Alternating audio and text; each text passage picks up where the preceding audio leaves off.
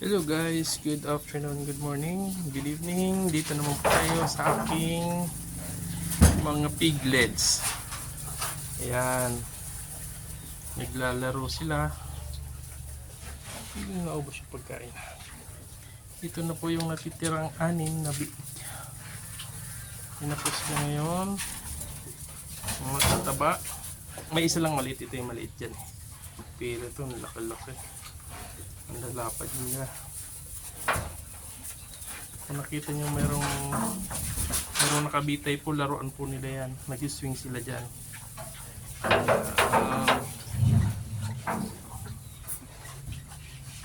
Bali ang ginawa ko, nilagyan ko sila ng daanan na lang dito. At nakatali dyan. Pag nagpapakain ako dun sa nanay at maglilinis, sinasarado ko. Pero pag ganito tapos na ako maglinis, tapos na ako magpakain, nakabukas na lang sila. Para dito na sila maglalaro. Para mag 40 days na sila sa 11. So, pag winalay ko sila, hindi sila ma-stress kasi halos alam nila eh. Dito lang naman sila. Hindi lang nila makikita yung nanay nila. Kaya yan. Ang taba nito.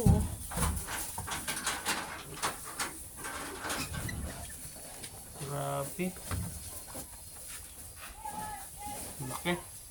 Tuwan-tuwa sila maglaro dito sa yan. Ito lang, maliit lang yung isa. Kasi po ang ginagawa nitong isa ito, ikipag-away yan dyan sa malalaki, mga kapatid niya. Yan, doon naman sila sa nanay nila.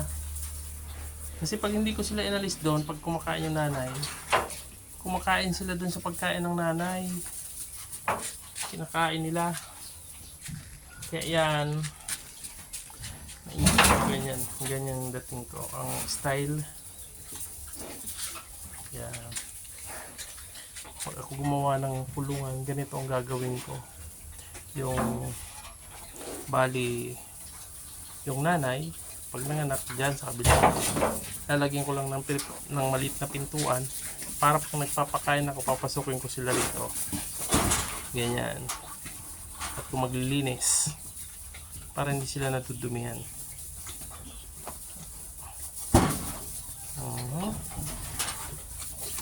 Grabe. Tuwan-tuwa sila oh. Ayan.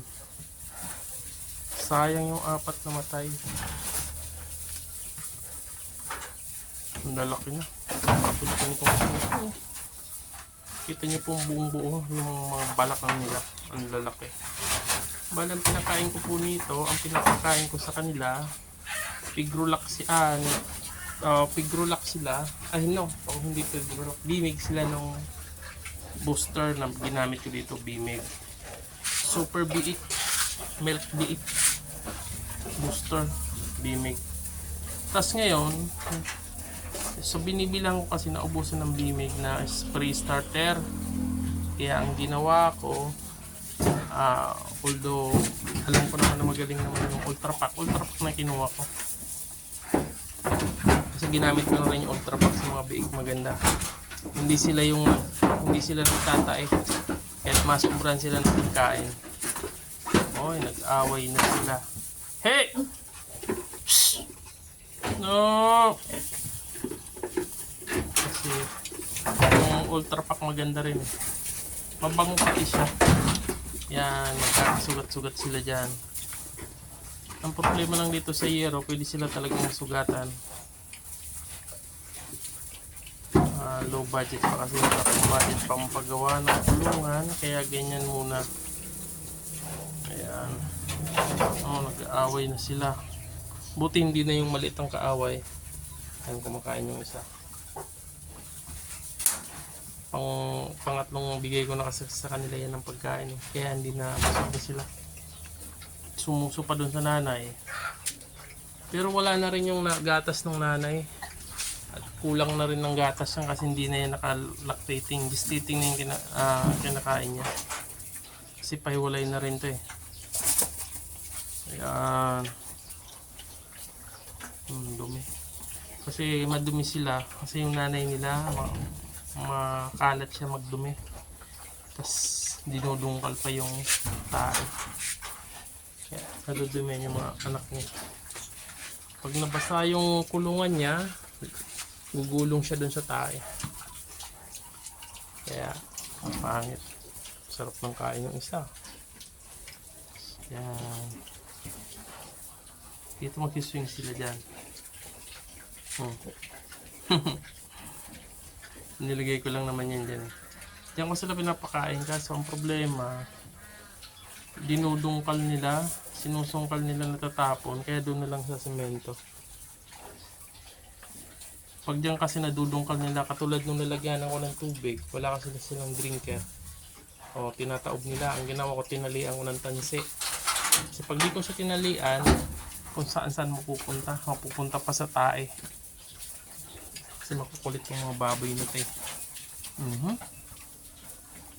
Yung isa gutom, hiniga-igaan lang yung pagkain tamang kumakain. Grabe itong isa na to, dagul-dagul itong isa na to, bukol yung likod. Yan. Pag ganito na yung bake, pang ganda ng tignan Yan. Alam po, nagkakasugat-sugat sila. Dito siguro sa yero. Pero hindi naman ano po yan, bali galos-galos lang naman. Pag malaki naman, lalagyan ko nung sa sugat.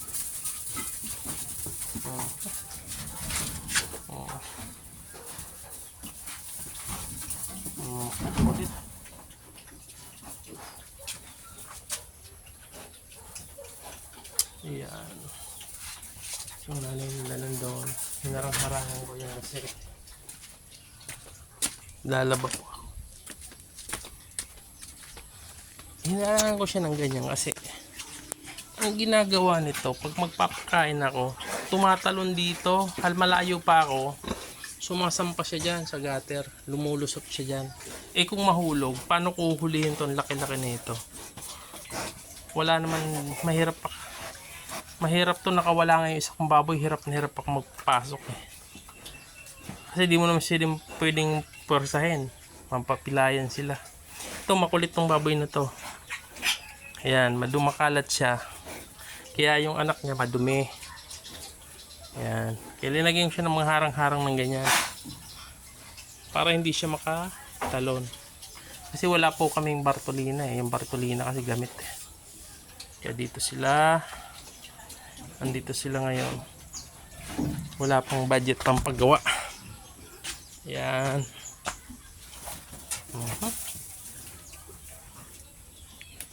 So, yan muna po ang update dito sa inahin ko na may 6 na biik. At malapit na po silang iwalay.